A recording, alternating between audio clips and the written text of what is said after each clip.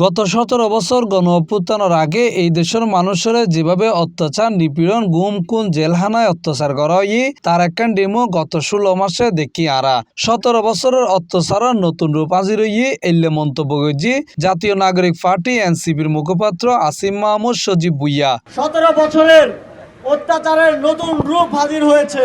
আমরা দেখেছি কিভাবে গ্রামের অলিগলি থেকে শুরু করে শহরের অলিগলি বাজার থেকে শুরু করে রাষ্ট্রের সর্বোচ্চ পর্যায় পর্যন্ত চাঁদাবাজি এবং সন্ত্রাসের রাজত্ব কায়েম করা হয়েছে।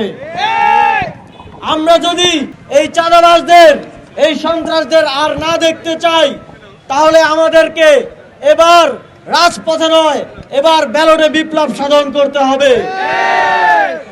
সেই লক্ষ্যে সোমবার জানুয়ারি 26 তারিখ বিকেলে চট্টগ্রামের বোয়ালখালী উপজেলার ফুলতলা এলাকায় নির্বাচনী পথসভায় তিনি এই মন্তব্য করেছেন।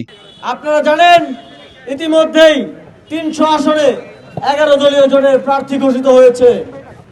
আপনারা তাদেরকে এই জাতির এই দেশের মুক্তির প্রার্থী হিসেবে দেখবেন। তার কি মার্কা সেটা দেখার সময় নাই। আমরা শুধু দেখব এদেশের জনগণ হিসেবে এই দেশের মুক্তি কোন প্রার্থী কোন জোট এনে দিতে পারবে। আমরা সবাই চোখ বন্ধ করে তাদেরকে ভোট দিব।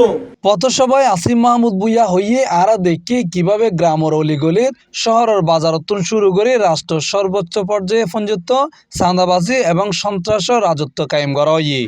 আমাদের ভোটের মাধ্যমে আমাদের এই প্রজন্মের এবং পরবর্তী প্রজন্মের স্বাধীনতা এবং মুক্তি নিহিত হয়ে থাকবে।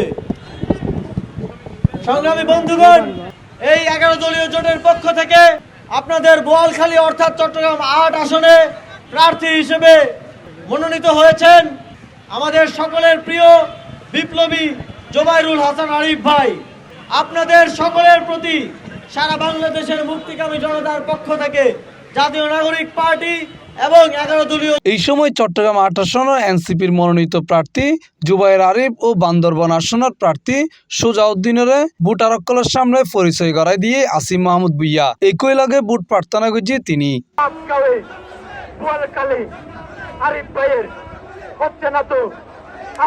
C+ TV Chittagong.